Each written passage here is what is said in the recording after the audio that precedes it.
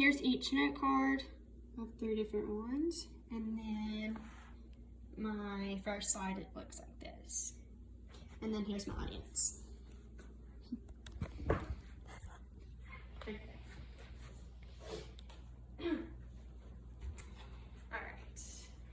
Hi, I'm Victoria Parker, and I will be giving my speech to you today. Do you know what it's like to be a school teacher and see kids come from all over that don't get fed like everyone else? Anyone has the power to stand up and change school meals to be free.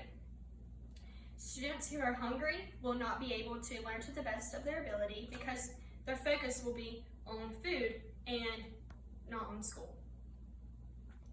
Today, I'm going to discuss with you the problem with school meals and why they should be free and how they will benefit everyone short-term and long-term, and finally steps on how we can take to make school meals free. There are many problems with North Carolina schools, and one of them is being that school meals aren't provided for free. Sandra Spivey told CarolinaPress.org on CarolinaPress.org.com that it is common to hear from principals and counselors that on weekends and even on holidays, these students go home and school meals and school lunches is the only thing that they have.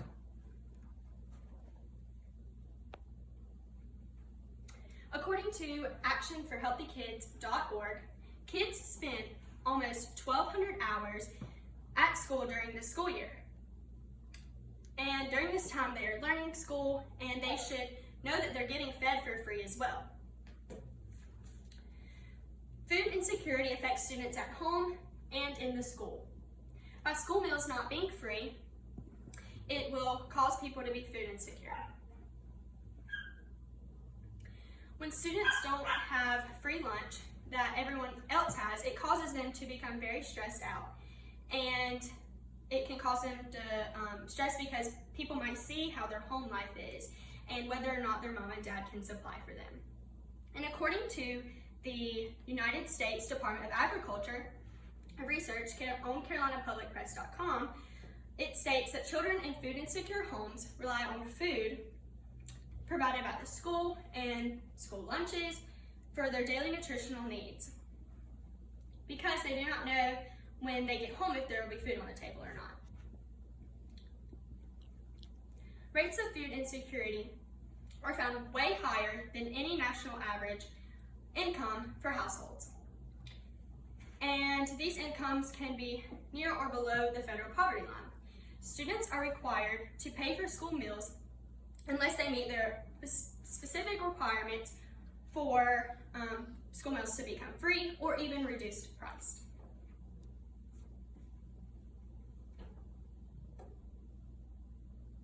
According to the United States Department of Agriculture, for a student to qualify for a free meal, they must be at or below the federal poverty line of 130%. And for a family of 4, that would be close to $35,000. And for a student to have a reduced price meal, they have to be between 135% and 185% of the federal poverty guidelines. And for a family of 4, that would be close to $50,000. School lunch prices vary by grade and district, and they can be up to $3, which adds up very quickly if you do the math. That would be close to $550 a school year just to eat school lunch. 30 districts in North Carolina use community eligibility provision in schools to provide free breakfast and food for the whole entire school. And to provide these lunches, 44% use the community eligibility provision for one or more school, and the remaining 41% don't use it at all. By kids not having these free meals, it can cause food insecurity, like I said earlier, and students may not receive the appropriate nutrients they need for their full ability. According to teach.truesport.org, it states that nutrition means getting the right amount of growth and to remain healthy and to perform at their very best. And that's for not just students, that's for everyone. Poor health and nutrient intake can put education at risk.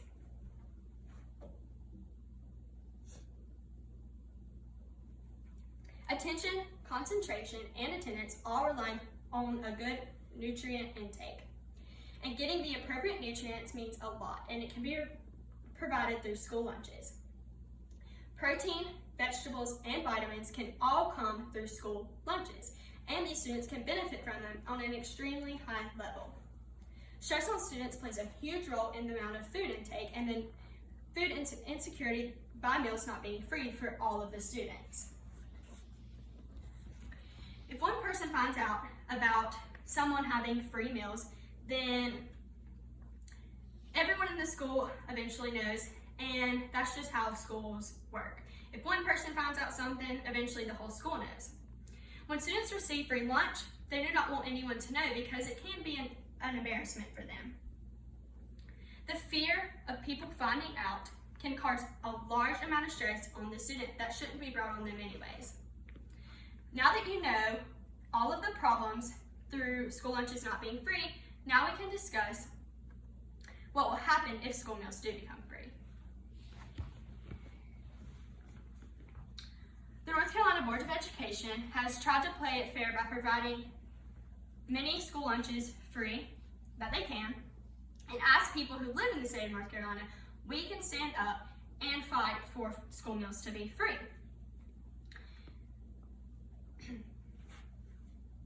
The free food policy for all schools in the North Carolina Board of Education can help change this policy as well. The first step we can take is to acknowledge the problem. According to NoKidHungry.org, which is a nonprofit organization, you can go on this website and adopt a classroom. You can adopt a classroom and even adopt a student.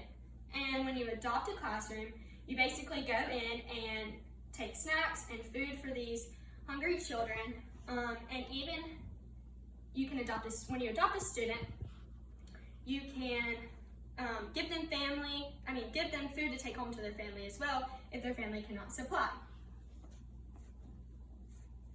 The North Carolina Board of Education has a big say-so in this policy.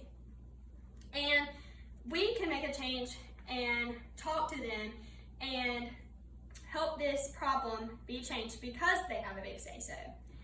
And the students we may not even know of students, and they might not even know of students, but when we take a stand and tell them, then we could possibly make a change. Kids would eat healthier if they are provided with these school lunches. Instead of kids bringing junk food from home, they can eat at school and be provided with the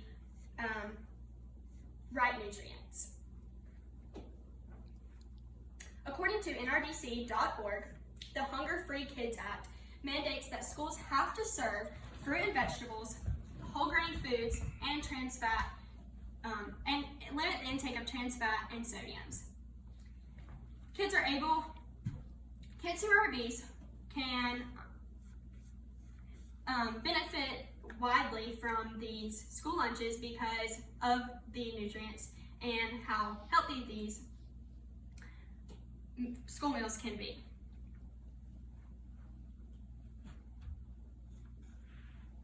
Since schools are required to serve these meals, that means that the kids who are obese would benefit.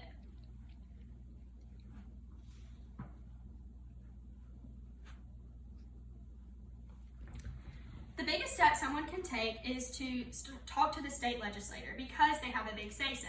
This is the biggest step that any of us can take. Children all over the state and country struggle, not just in our county, our state, or our country, but all over the world struggle because school meals are not free. It affects the physical and mental health of students. School lunch is critical to students' everyday needs, and not just physical, but mental, like I said.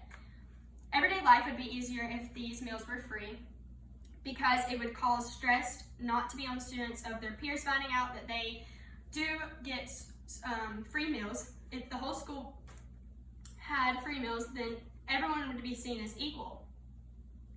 And they would eat healthier and be healthier. School lunch is provided every day.